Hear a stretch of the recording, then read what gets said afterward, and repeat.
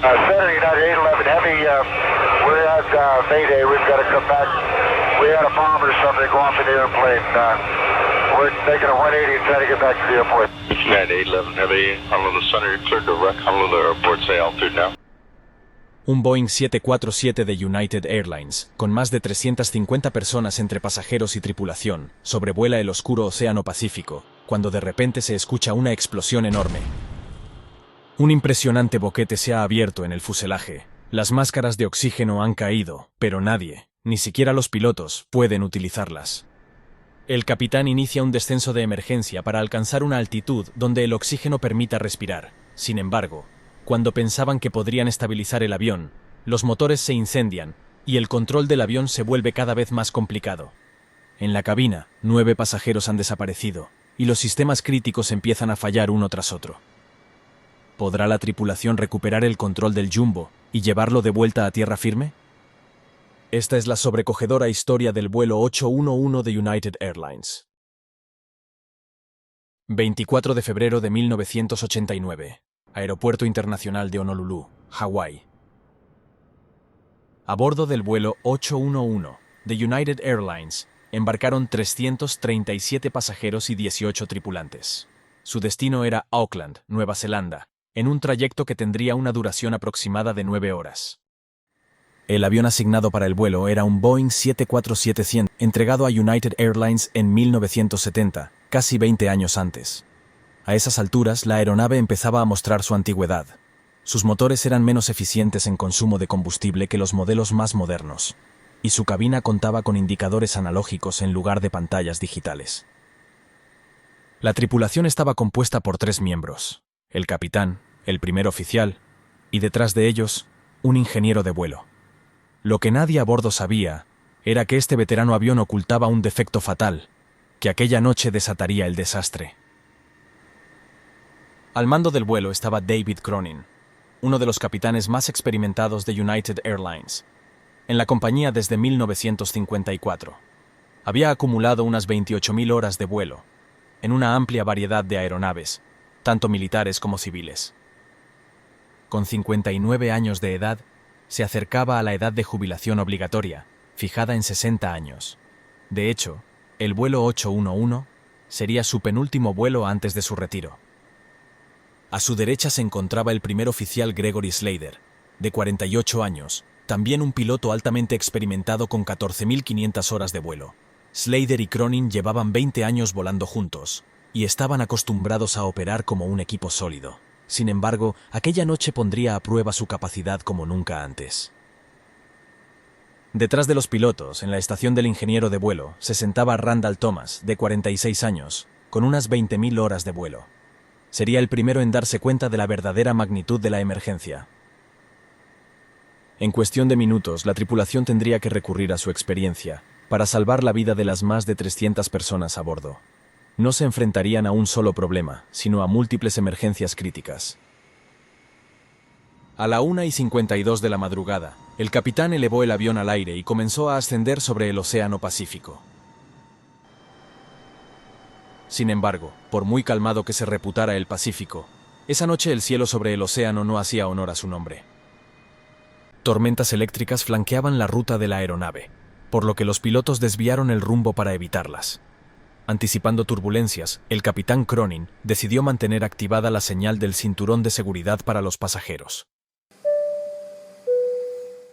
Esta decisión acabaría siendo increíblemente trascendental.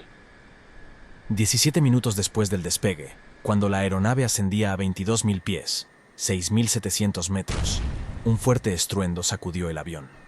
Poco más de medio segundo después, el caos estalló. Se escuchó una explosión ensordecedora, seguida de una rápida descompresión. Una azafata de la cabina de clase business, Mace Apollo, casi salió despedida.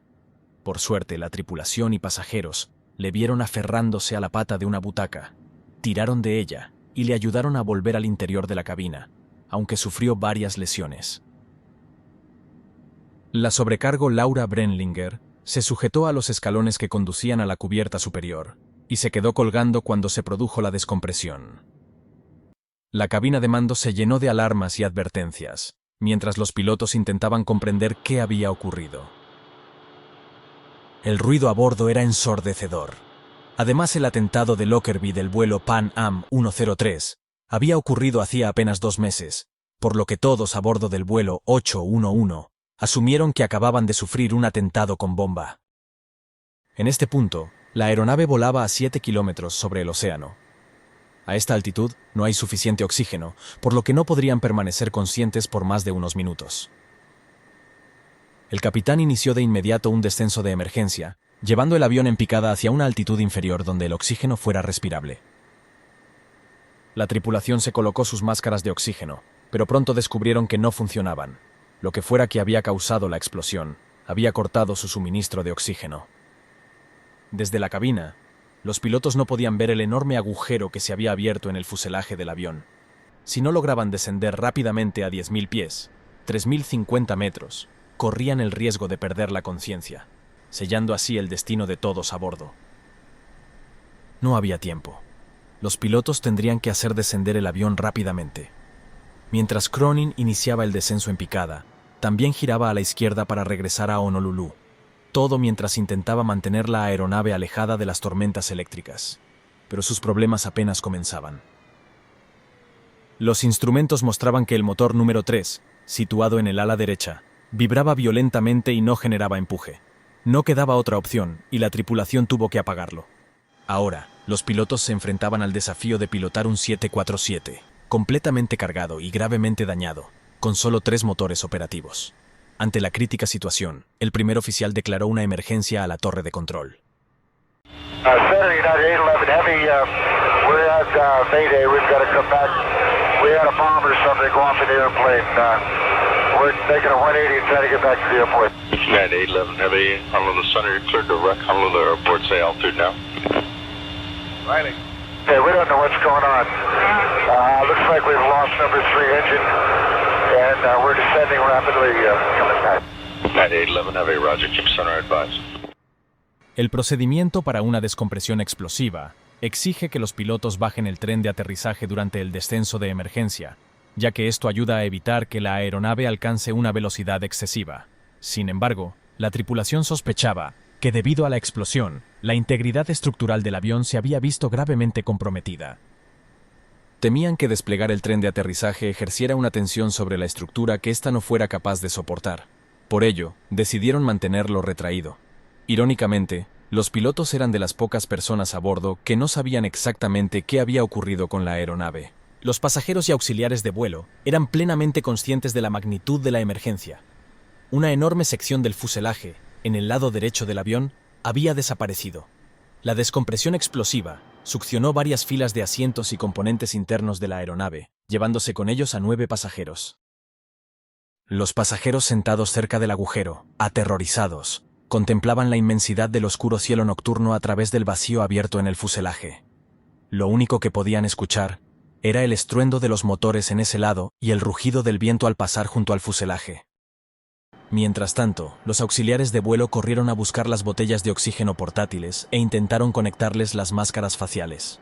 Algunos tuvieron dificultades para hacerlo y comenzaron a sentirse mareados, ya que los primeros efectos de la hipoxia empezaban a manifestarse.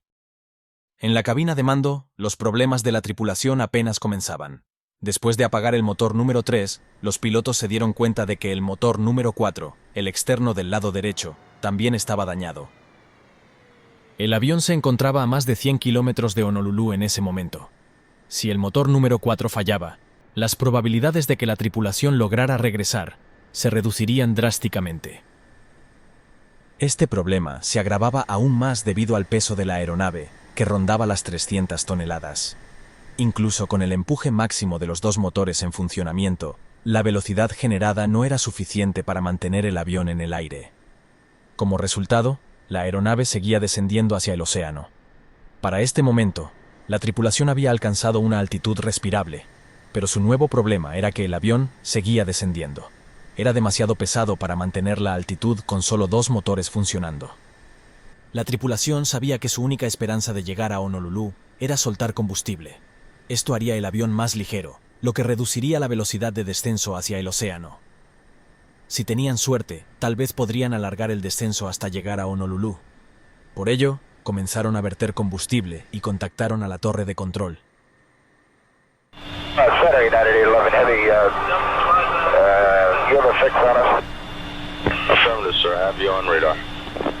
Okay, it appears that we have lost number 3 engine and we've lost, we're not getting full power out of number 4. We're not able to hold an altitude right now. We're dumping fuel, so I think we're going to be able to hold an altitude here shortly.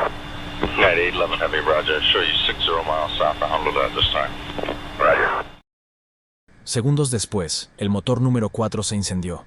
El fuego se extendía por detrás del motor.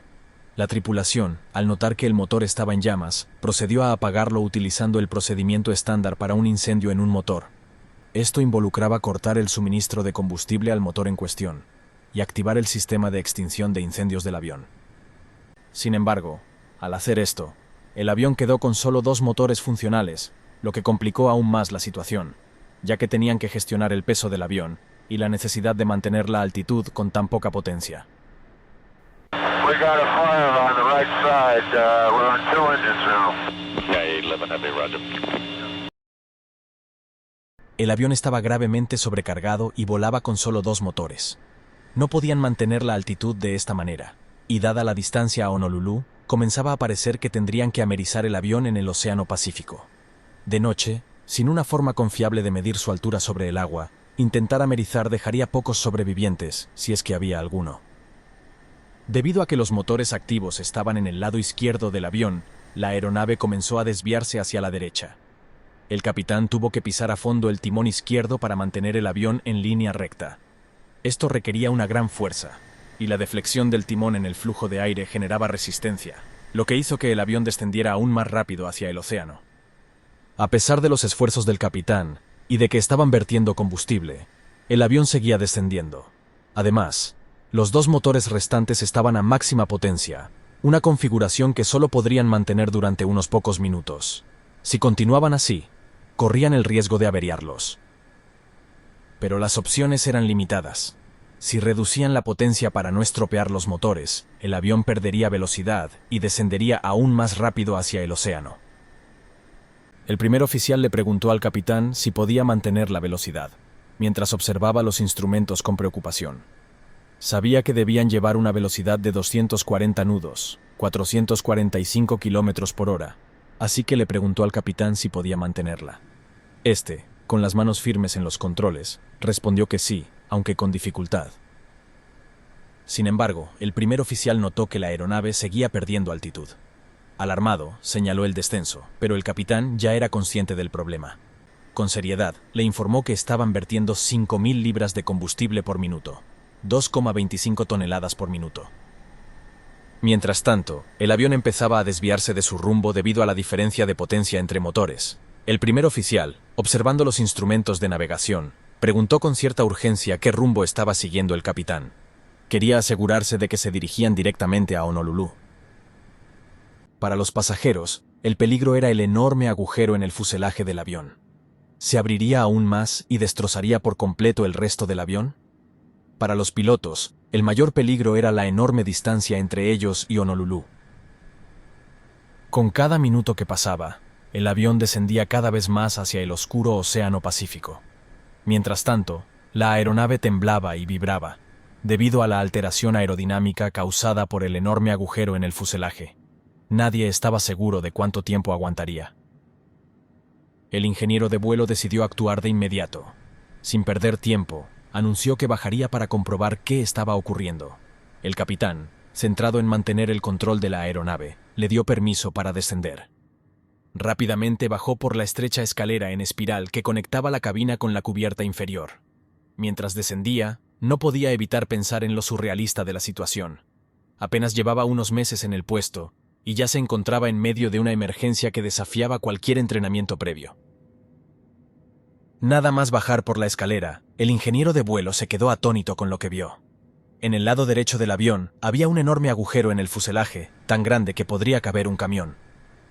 A toda velocidad volvió por las escaleras hacia la cabina, y les informó a los pilotos que parecía que había explotado una bomba.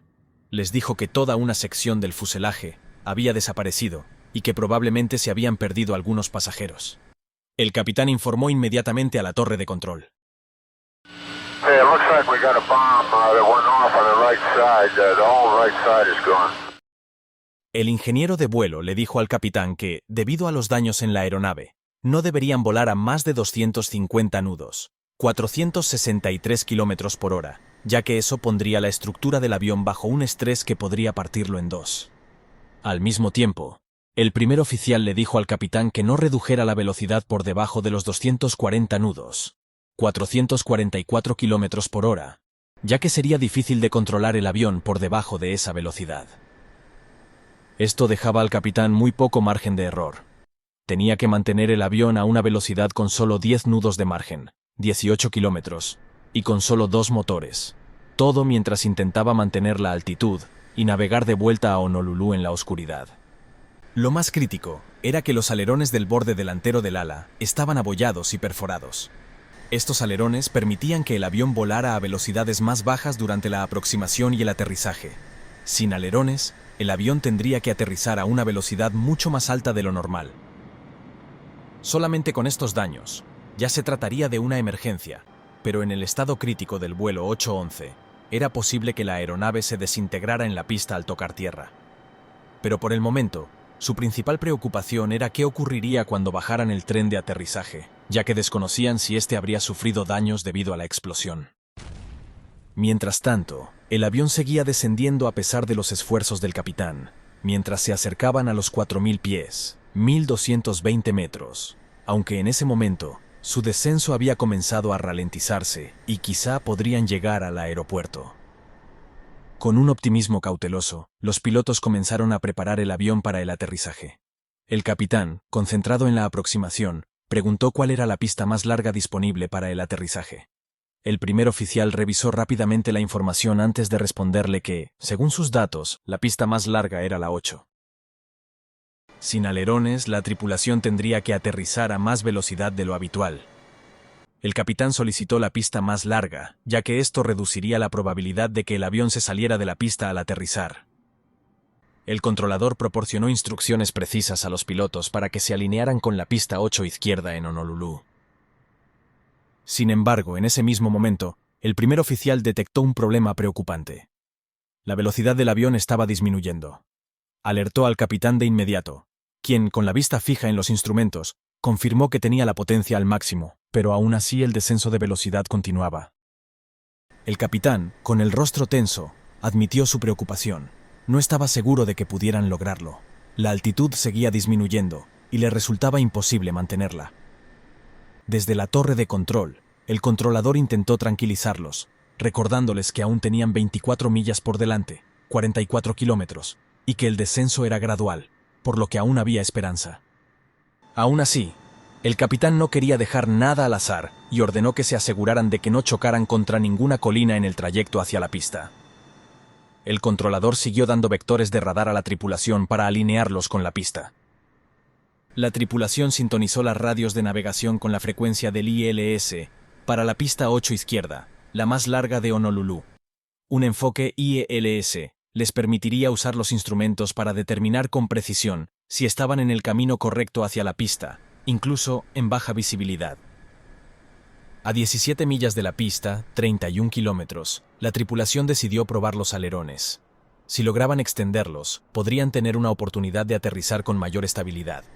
El capitán, consciente del riesgo, optó por hacerlo con extrema precaución, aumentando la extensión en pequeños incrementos.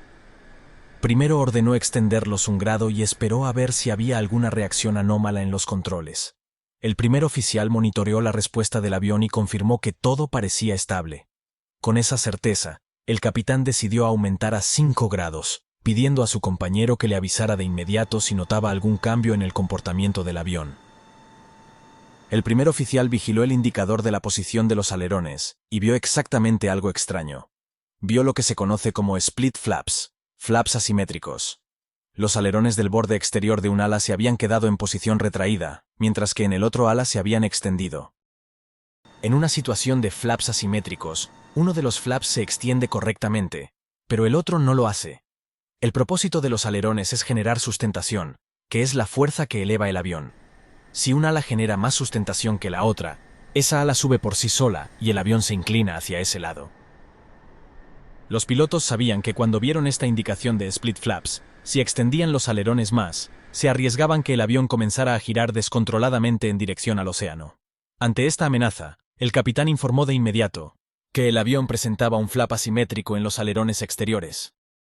El primer oficial, consciente de la gravedad de la situación, sugirió aterrizar con solo 5 grados de extensión, y pidió al capitán la velocidad adecuada para esa configuración. Sin dudarlo, ambos sabían que cada decisión debía ser medida al milímetro para evitar un desenlace fatal. El ingeniero de vuelo, Thomas, consultó la tabla de velocidades de aterrizaje y le dijo al capitán que la velocidad de aterrizaje con los alerones a 5 grados era de 190 nudos, 351 km/h. Esto estaba muy por encima de la velocidad típica de aterrizaje, que suele ser de unos 150 nudos, 277 kilómetros. El primer oficial instó al capitán a que lo intentasen con 10 grados de alerones, ya que esto reduciría la velocidad de aterrizaje. Probaron esta configuración y funcionó. El avión ahora era controlable y podían volar a una velocidad ligeramente más baja. En ese momento, el capitán Cronin inició un giro hacia la derecha para alinear el enorme avión con la pista. Finalmente, la pista apareció frente a ellos, y el control de tráfico aéreo autorizó el aterrizaje. Esto fue un alivio para los pilotos, pero la pesadilla estaba lejos de haber terminado. ¿Cómo se comportaría el avión en el aterrizaje? ¿Se desplegaría el tren de aterrizaje? Y si lo hacía, ¿aguantaría el avión una vez tocara tierra? Solo había una forma de saberlo. El capitán dio la orden de verificar el tren de aterrizaje mientras ambos pilotos se preparaban para el momento crítico. Con cada uno en su puesto, se centraron en los controles, sabiendo que el destino de su aterrizaje dependía de esos próximos segundos. Los pilotos observaron atentamente mientras el tren de aterrizaje se extendía lentamente y se bloqueaba en su sitio, tal como confirmaron las luces verdes indicadoras. Esto supuso un gran alivio, pero el verdadero reto aún estaba por llegar. El capitán le pidió al ingeniero de vuelo Thomas que informara a la tripulación de cabina. Debían estar preparados para una posible evacuación en la pista. Thomas, sin dudar, transmitió la orden a las azafatas por megafonía, asegurándose de que todos estuvieran al tanto de la emergencia que se avecinaba. La tensión aumentaba mientras la tripulación se preparaba para lo que podría ser una maniobra de evacuación en el mismo momento en que aterrizaran. Todo estaba listo. Los flaps estaban extendidos todo lo que se podía sin comprometer la seguridad. El tren de aterrizaje estaba desplegado, y la tripulación de cabina había sido instruida para evacuar después del aterrizaje. Lo único que tenían que hacer los pilotos ahora era llevar el avión hasta la pista y esperar que permaneciera en una sola pieza. El capitán estaba concentrado en los mandos, guiando el avión hacia la pista. Mientras tanto, el primer oficial y el ingeniero le asistían vigilando la velocidad y la altitud. A medida que se acercaban a la pista, el primer oficial sugirió que intentaran mantener una velocidad de 190 nudos, 351 km/h, al momento del aterrizaje. Sin embargo, coincidieron en que no debían reducir la velocidad por debajo de 200 nudos, 370 km/h, ya que esto podría comprometer aún más la maniobrabilidad del avión, dadas las condiciones críticas. La coordinación era crucial para asegurar que el aterrizaje fuera lo más seguro posible. El ingeniero de vuelo confirmó que los sistemas hidráulicos del avión estaban en buen estado. Esto supuso un gran alivio para los pilotos, ya que significaba que los frenos probablemente funcionarían con normalidad. Sin embargo, solo podrían utilizar la potencia inversa en los motores del lado izquierdo del avión, lo que aumentaría la distancia necesaria para detenerse. Esto era preocupante, dado que ya iban a aterrizar a una velocidad alta y necesitarían toda la pista posible. La atención del capitán estaba completamente centrada en la pista mientras manipulaba cuidadosamente los controles del avión en los últimos segundos antes del aterrizaje. El primer oficial monitorizaba los instrumentos y proporcionaba al instante la información al capitán sobre la velocidad y altitud. El capitán iba realizando las correcciones oportunas para mantener los parámetros dentro del margen seguro. El avión seguía descendiendo lentamente mientras la pista de aterrizaje estaba cada vez más cerca. El capitán, con las manos firmemente en los controles, mantenía toda su concentración en la maniobra. A pesar de las circunstancias extremas, la aeronave por el momento respondía, aunque con evidente dificultad. Sin embargo, la velocidad seguía siendo crítica, y cada segundo era una batalla. Cuando finalmente el tren de aterrizaje hizo contacto con la pista, el sonido metálico resonó en la cabina. Los pilotos sabían que la estructura del avión estaba severamente comprometida y que la fragilidad del fuselaje podría acabar con la estabilidad en cualquier instante. La aeronave temblaba, pero los mecanismos estaban respondiendo. El tren de aterrizaje seguía aguantando la presión y la velocidad. El avión seguía de una pieza y no se había desplomado, como se temía. Sin embargo, aún quedaba un largo trecho por recorrer. Aunque las ruedas ya estaban en el suelo, el avión aún recorría la pista a gran velocidad. El aterrizaje no había terminado. Cada segundo y cada movimiento seguían siendo cruciales para su supervivencia. Finalmente, el avión se detuvo. Los pilotos aliviados apagaron los motores en la pista y el capitán dio la orden de evacuar. Los 328 pasajeros evacuaron el gigantesco avión en tan solo 45 segundos. Tan solo habían pasado unos 25 minutos desde que había ocurrido la descompresión explosiva. Pero no todo eran buenas noticias. Desafortunadamente, los 9 pasajeros que fueron succionados fuera del avión nunca fueron encontrados. Y lo más importante era la pregunta que aún seguía sin respuesta. ¿Qué había causado esta explosión? ¿Había una bomba a bordo? Los investigadores que examinaron el avión rápidamente descartaron la opción de la bomba. Inicialmente, la NTSB atribuyó el fallo al manejo inadecuado por parte de los equipos de tierra. Se pensó que la operación descuidada de la puerta de carga en la puerta de embarque había dañado el mecanismo de cierre. Esto significaba que la puerta nunca se cerró correctamente, y cuando comenzó la presurización durante el vuelo, la puerta se abrió, arrancando una gran parte del fuselaje. Pero la investigación de este caso fue algo particular, y no quedó ahí. Los padres de Lee Campbell, una de las víctimas, Kevin y Susan Campbell, de Nueva Zelanda, no estaban satisfechos con la investigación de la NTSB. Por ello comenzaron su propia investigación.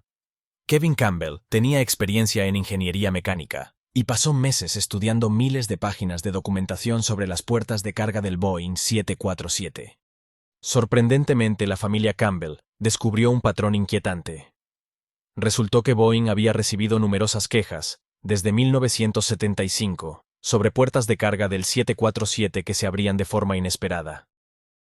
Incluso 2 años antes del accidente del vuelo 811, poco después de despegar en Londres, la puerta de carga de un 747 de Pan Am se abrió de forma involuntaria. En ese caso, solo 2 ganchos en el marco evitaron que se abriera por completo. Los análisis demostraron que estos incidentes no se debían a un manejo inadecuado por parte del personal de tierra, sino a un defecto en el cableado eléctrico del mecanismo de bloqueo. Cuando ese cableado sufría un cortocircuito, la puerta se abría por sí sola, evidenciando un grave fallo de diseño en el Boeing 747. Casi 2 años después del accidente, una amplia operación de búsqueda localizó la puerta de carga perdida en el fondo del océano, confirmando la hipótesis de la familia Campbell. Se constató que en el vuelo 811, un cortocircuito en el sistema eléctrico provocó que la puerta se abriera durante el vuelo. Como solución, se recomendó reemplazar los mecanismos de cierre de las puertas de carga en todos los 747-100 en servicio, utilizando nuevos cierres rediseñados que no fueran vulnerables a fallos eléctricos. Desde entonces, no se han registrado incidentes similares en la flota de Boeing 747. Poco después del trágico incidente aéreo del vuelo 811, los padres de Lee Campbell encontraron un poema escrito por él, titulado ¿Era eso yo? Sus versos, que evocan imágenes de olas hipnóticas, vuelos espaciales y vacíos por llenar, resultaron ser espeluznantes presagios de lo ocurrido. Olas hipnotizándome con dedos verdes, un sueño de un vuelo espacial, ingravidez, el aire que pasa llena un vacío, agujeros progresivos que deben ser llenados.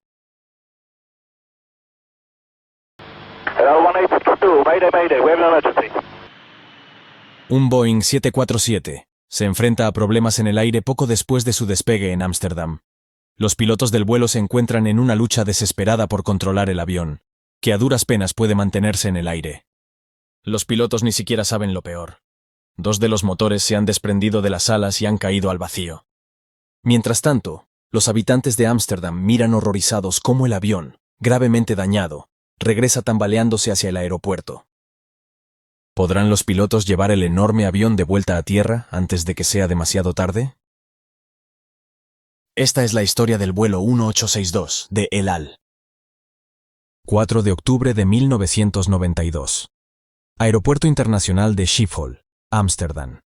Un Boeing 747 de la compañía El Al realizaba los preparativos para un vuelo de cargo con destino Tel Aviv. El aeropuerto de Schiphol es uno de los aeropuertos más transitados de Europa. Decenas de vuelos comerciales y de cargo cruzan los cielos cada hora, llevando pasajeros y mercancías a sus destinos en todo el mundo. Uno de estos vuelos rutinarios era el vuelo 1862 de El Al. El avión había llegado a Ámsterdam procedente del aeropuerto John F. Kennedy de Nueva York. Había realizado una parada técnica para repostar combustible y realizar el cambio de tripulación, además de varias operaciones en tierra. Desde allí continuaría su vuelo hacia el Aeropuerto Internacional Ben Gurion en Tel Aviv, Israel. El avión era un Boeing 747-258, fabricado y adquirido por El Al en 1979. A lo largo de sus 13 años de servicio, había acumulado casi 46.000 horas de vuelo.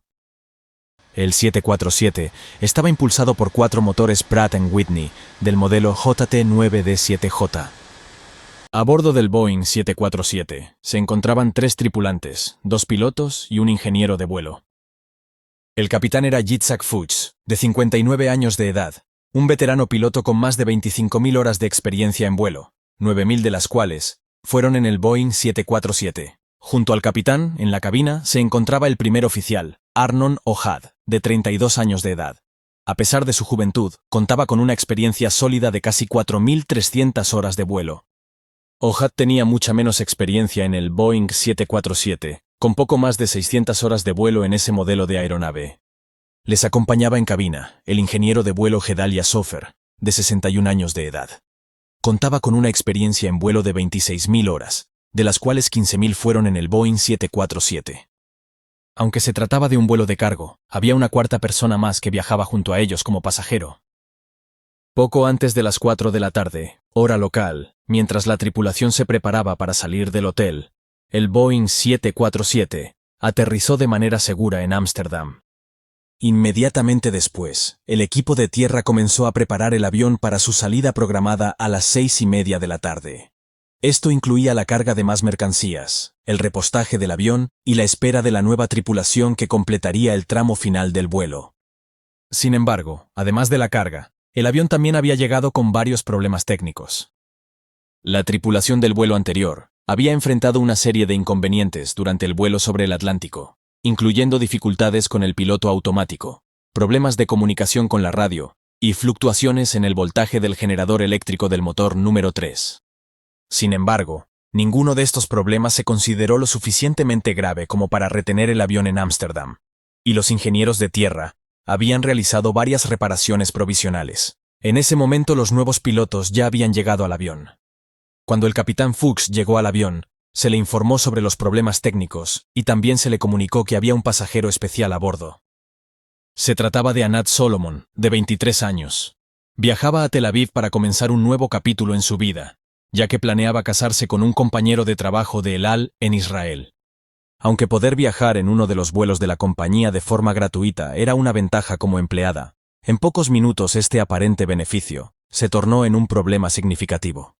A las 5:07 de la tarde, debido a un cambio de franjas horarias del control del tráfico aéreo, el vuelo 1862 finalmente estaba listo para embarcar. Con más de 70.000 litros de combustible y 114 toneladas métricas de carga a bordo, de las cuales 6:30 se consideraban mercancías peligrosas de bajo grado, la aeronave comenzó los primeros pasos de su salida con la ayuda del remolcador. El capitán encendió los motores, y tras completar las verificaciones posteriores al arranque, los 4 motores estaban funcionando correctamente. 6 minutos más tarde, el avión estaba listo para continuar con el vuelo. El capitán comenzó a dirigir el enorme avión hacia la pista de despegue. En pocos minutos, el avión estaría alineado y listo para despegar. Pocos minutos después, el capitán Fuchs alineó el avión en la pista y le pasó el control al primer oficial Ohad. Este último se encargaría de controlar el avión durante el vuelo de 4:30, mientras que el capitán se ocuparía de las comunicaciones por radio y del papeleo. Al menos ese era el plan. Pocos minutos después, con el avión alineado en la pista de despegue, el primer oficial impulsó los 4 potentes motores para iniciar el despegue. El Boeing 747 comenzó a acelerar por la pista, ascendiendo unos instantes después hacia el cielo. Durante los primeros minutos, todo transcurrió según lo previsto. El imponente Boeing 747 ascendió rápidamente hacia el cielo sobre Ámsterdam. Los pilotos replegaron el tren de aterrizaje y levantaron los flaps en fases. El vuelo 1862 se encontraba en el aire, pero pocos minutos después del despegue, cuando el avión alcanzó los 6.500 pies de altitud, esta normalidad fue interrumpida de manera inesperada. El motor interior del lado derecho del ala se sacudió violentamente y luego colisionó con el motor número 4. El vuelo 1862, que había perdido literalmente 2 de sus motores, se enfrentaba a una situación crítica. Lo que había comenzado como una tarde tranquila se había convertido en una pesadilla. En la cabina, los pilotos atónitos intentaban comprender lo que acababa de ocurrir. Estaban entrenados para enfrentarse a fallos de motores, pero esta situación era completamente diferente a cualquier escenario que hubieran practicado en el simulador. Además, no tenían ni idea de que habían perdido los motores, ya que desde la cabina no había manera de verlos, ni contaban con instrumentos que indicaran que los motores se habían desprendido. Los instrumentos asumían de manera natural que los motores estaban conectados, lo que llevó a los pilotos a ser engañados sobre la situación real. El capitán Fuchs reemplazó al primer oficial O'Had en ese momento. Tenía mucha más experiencia con el Boeing 747 y tendría que utilizar todas sus habilidades para manejar esta crisis. Mientras el capitán Fuchs intentaba desesperadamente recuperar el control del avión, el primer oficial envió una llamada de emergencia. Aunque había múltiples alarmas sonando y luces de advertencia parpadeando, la cabina estaba tan iluminada que ninguno de los miembros de la tripulación se dio cuenta de que los 2 motores del lado derecho se habían desprendido del avión. A pesar de la confusión, era evidente por la forma en que se comportaba el avión, que habían perdido toda la potencia de los motores del lado derecho. Lamentablemente, los motores no fueron la única cosa que habían perdido. Los testigos en tierra escucharon múltiples impactos y vieron objetos caer del cielo. Sorprendentemente, sabían más sobre lo que estaba ocurriendo que los pilotos, e incluso que el propio control de tráfico aéreo. El capitán Fuchs luchaba intensamente con los controles del avión. Con toda la potencia ahora procedente del lado izquierdo, el avión comenzaba a girar hacia la derecha. Para mantener el avión nivelado y evitar una pérdida de control, el capitán tuvo que aplicar una fuerza considerable al control del ala izquierdo mientras luchaba contra la situación. Mientras tanto, los demás miembros de la tripulación intentaban evaluar el alcance de los daños. Una tarea complicada debido a los múltiples cables dañados tras la pérdida de los motores. Los motores desprendidos también habían desgarrado numerosos cables, incluyendo los del sistema de alerta de incendios. Este sistema estaba diseñado para activar una advertencia de incendio si se producía un fallo en el cableado. En el vuelo 1862, se activó la alarma de incendio en el motor número 3. Sin embargo, no solo no había fuego en el motor número 3, sino que los motores 3 y 4 ya no estaban en el avión. Mientras el avión se dirigía hacia abajo con el viento en contra, los pilotos no tenían idea de cuán grave era realmente su situación. Según el manual de entrenamiento de Boeing, incluso con la pérdida de 2 motores del mismo ala, un Boeing 747 debería ser capaz de mantenerse nivelado utilizando el timón de dirección sin necesidad de alerones. Sin embargo, esta no fue la realidad de esa noche. Pronto veremos las razones detrás de esta discrepancia. Para corregir el gran desequilibrio de potencia, el capitán tuvo que hacer más que simplemente controlar el timón. También necesitaba inclinar su columna de control hasta 60 grados hacia la izquierda. Si permitía que el avión se inclinara demasiado, podría entrar en una espiral hacia la derecha de la que no podría recuperarse. El Boeing 747 dañado empezó a girar gradualmente. Mientras los pilotos se preparaban para el aterrizaje, la adrenalina en la cabina aumentaba. Esta emergencia no se parecía en nada a lo que los pilotos habían entrenado. La razón es que, cuando se desprendieron los 2 motores, también se rompieron líneas hidráulicas cerca de la parte delantera del ala.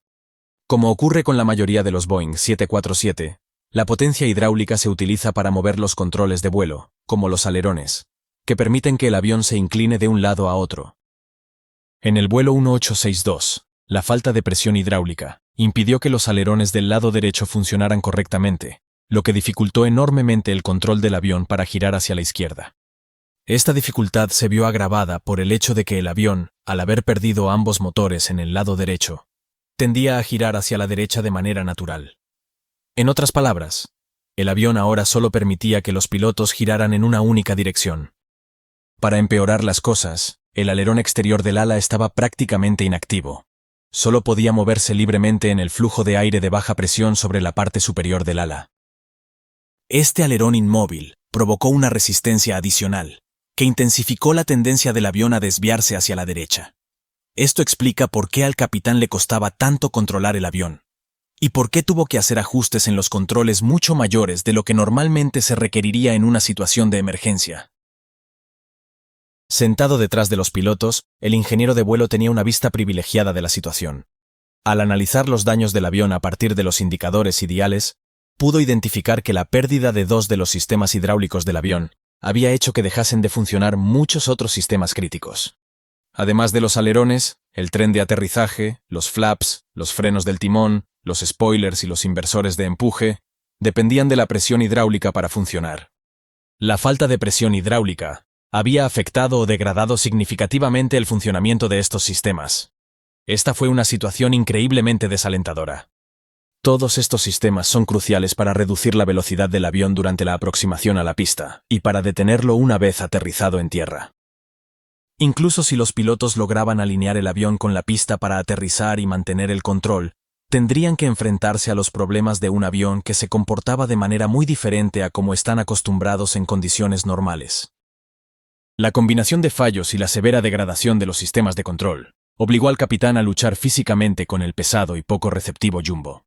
El control de tráfico aéreo instruyó a la tripulación para que se pusieran en contacto con la frecuencia de aproximación, de modo que otro controlador pudiera guiarles. El primer oficial procedió a transmitir por radio con la nueva frecuencia. Triple 1862, we have an emergency number 3 and number 4 engine inoperative, request 27 for landing. La pista 27 no era la mejor opción para el aterrizaje. Estaba experimentando un fuerte viento de cola, lo que incrementaría significativamente la velocidad del avión en relación con el suelo durante el aterrizaje. Esto no solo aumentaría la distancia requerida para detenerse, sino que también elevaría las fuerzas a las que el avión y la tripulación estarían expuestos durante el aterrizaje. El controlador se sorprendió de la intención de la tripulación de aterrizar en la pista 27 en dirección oeste, pero dada la gravedad de la emergencia, no era de su competencia cuestionar su decisión.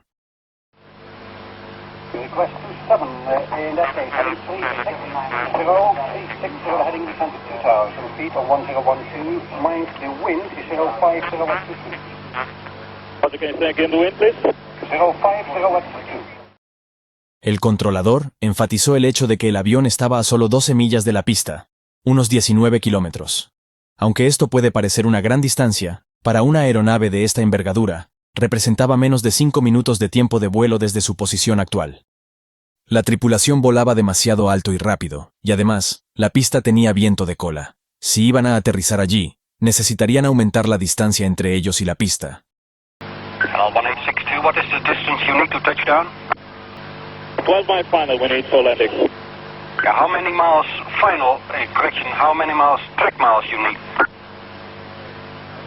Millas de pista es el sistema que utilizan los pilotos y controladores para referirse a la distancia real que recorrerá un avión en su aproximación a la pista, en lugar de limitarse a la distancia directa en línea recta. We need a 12 mile final for landing. Okay, right, heading 100, right, heading 100. Heading 100. El controlador ideó un plan para darle a la tripulación el tiempo y las millas de ruta adicionales necesarias para reducir la velocidad, descender y preparar la aeronave para la aproximación final. Redirigió al 747 hacia una trayectoria al este. La idea era que después girasen la aeronave 270 grados a la derecha, para alinearla con la pista 27 para el aterrizaje. El capitán bajó la potencia de los 2 motores que les quedaban, para reducir la velocidad del avión. Necesitaban alcanzar una velocidad específica para aterrizar el avión de manera segura, pero se encontraron con su siguiente problema. A medida que el avión se ralentizaba, requería más sustentación para mantenerse en el aire. Para generar esta sustentación, los pilotos necesitaban usar los flaps. Pero al seleccionar la primera posición de los flaps, encontraron un problema que hasta ese momento desconocían. Los flaps no funcionaban. L1862, just to be sure, your engines number 3 and 4 are out? Number 3 and 4 are out, and we have problems with our flaps. Problem with the flaps. Roger. Heading 100 at L1862. Thank you, 1862. Sin poder utilizar los flaps de manera adecuada, los pilotos no podían reducir la velocidad del avión para el aterrizaje. Sumado a esto, tenían el viento en cola que ya enfrentaban y la pérdida de ambos motores del lado derecho. Las cosas se complicaban para ellos de regreso al aeropuerto. Cuando el avión estaba a 13 millas de la pista, unos 24 kilómetros, el controlador les indicó que realizasen un giro a la derecha para alinearse con la pista 27. Los pilotos continuaron el giro hacia el oeste, pero sin flaps. La velocidad del avión era mucho más alta de lo normal. Roger, 1862. Your speed is... Say again? Your speed? Speed is 260. Okay, you have around 3 miles to go to touchdown. Speed is all yours. You are clear to land runway 27. Clear to land 27. Como resultado, el giro fue menos cerrado de lo esperado, y pasaron por encima de la línea central de la pista. Su situación estaba empeorando rápidamente. No solo enfrentaban problemas significativos a bordo, sino que los problemas para controlar la aeronave eran tan graves que no podían alinear el avión con la pista del aterrizaje. Al percatarse de esto, el control de tráfico aéreo les indicó que giraran más a la derecha para realizar el sistema de aterrizaje por instrumentos. Hello, 1862. Right turn, heading 270, just on the localizer, cleared for approach. Right 270. Los pilotos eran totalmente conscientes de que su aproximación no estaba saliendo según lo planeado. A solo 12 millas de distancia, 19 kilómetros, estaban muy cerca de la pista, pero lo que les esperaba era una tarea casi imposible. Aún volaban demasiado rápido, y al sur de la línea central de la pista. Necesitaban corregir su trayectoria. Estaban a muy pocos minutos de distancia de la pista, pero para llegar allí, los pilotos tenían grandes obstáculos en el camino. Esto se hizo más evidente cuando comenzaron a reducir la velocidad. Sin flaps para proporcionar sustentación a velocidades más bajas, los pilotos necesitaban aumentar el ángulo de ataque. Cuanto más inclinaran el avión hacia arriba, más sustentación generaría. Inclinar el morro hacia arriba era la única forma en que los pilotos podían volar a baja velocidad sin usar los flaps. Sin embargo, realizar esta maniobra tenía un efecto secundario negativo. Todo el flujo de aire que impactaba en la ahora expuesta superficie inferior del ala hacía que ésta se ralentizara. El capitán necesitaba encontrar un equilibrio perfecto. Debía reducir la velocidad del avión lo suficiente como para aterrizar, pero no tanto como para dejar de generar sustentación y provocar una caída. Si el único problema que enfrentaban los pilotos fueran los flaps, la solución sería relativamente sencilla. Podrían mantener una velocidad más alta, aumentando la potencia de los motores. Pero en este caso, esta solución no era viable, ya que los motores que les quedaban estaban en un solo lado del avión, lo cual solo haría que el avión girase. El capitán Fuchs sabía que necesitaría recurrir a toda su experiencia y tomar rápidas decisiones para lograr aterrizar el avión de forma segura, y aún así, podría no conseguirlo. A medida que la velocidad del avión disminuía, el timón y los alerones restantes recibían menos flujo de aire sobre sus superficies. Con menos flujo de aire, su capacidad para realizar su función se reducía, convirtiendo la situación en una batalla perdida. El vuelo 1862 volaba a baja altura sobre los poblados suburbios de Ámsterdam. A medida que el avión se ralentizaba, se inclinaba hacia arriba. Para mantenerlo en vuelo, el capitán Fuchs aumentó la potencia de los motores. Sin embargo, al aumentar la potencia, el avión giró hacia la derecha. El capitán tuvo que girar con fuerza los controles para volver a inclinar el avión hacia la izquierda. El avión todavía se encontraba a 8 millas, 13 kilómetros del aeropuerto. En ese momento, la velocidad del 747 había disminuido tanto que ya no podían contrarrestar la asimetría de la pérdida de los motores. El avión se desniveló súbitamente hacia la derecha, y el morro se inclinó bruscamente hacia abajo.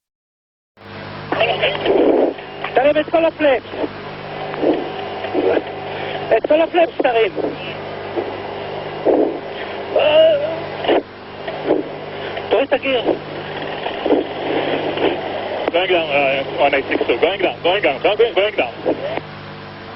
El avión había entrado en pérdida. El sistema de advertencia de proximidad al suelo se activó en la cabina. Too low, terrain, too low, terrain. Ya no había nada más que la tripulación pudiera hacer. A las 6:35, el impacto fue devastador. El Boeing 747 se estrelló contra 2 edificios de apartamentos, situados en el corazón de Bijlmermeer.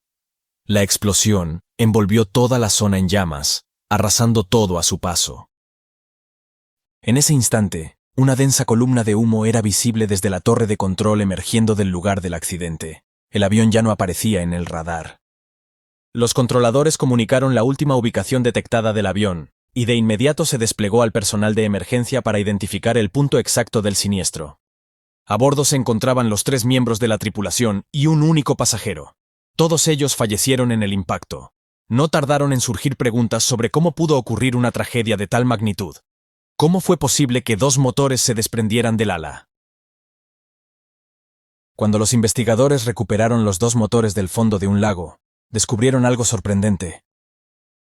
Los pernos que conectaban los pilones del motor al ala y al motor en sí habían cedido debido al estrés repetido y las vibraciones acumuladas en el metal. Durante cientos de vuelos habían causado la formación de grietas, que lentamente se hicieron más grandes. Este problema había ocurrido justo antes de que el vuelo 1862 partiera de Ámsterdam. Increíblemente, Boeing ya era consciente de este problema. En los 15 meses anteriores al accidente, los soportes de los motores de varios aviones operados por China Airlines, Evergreen y otros habían cedido en pleno vuelo, lo que resultó en 2 accidentes mortales y 1 grave. La Administración Federal de Aviación de Estados Unidos había emitido numerosas directivas sobre la idoneidad para volar en relación con este defecto, abordando varios problemas de fatiga en la estructura del pilón, incluyendo pernos fusibles, lengüetas y fijaciones. Sin embargo, se seguían descubriendo nuevas grietas y fallos con frecuencia, lo que generaba dudas sobre la resistencia de la estructura. Finalmente, Boeing se vio obligada a desarrollar un perno fusible de acero inoxidable, que ofrecía una vida útil significativamente mejorada en cuanto a fatiga y crecimiento de grietas. Afortunadamente, esta mejora ha solucionado fallos catastróficos como el del vuelo 1862. Lamentablemente, este cambio llegó demasiado tarde para las víctimas. Rindamos homenaje a las víctimas del vuelo 1862 y a todos aquellos que contribuyeron en mejorar la seguridad aérea.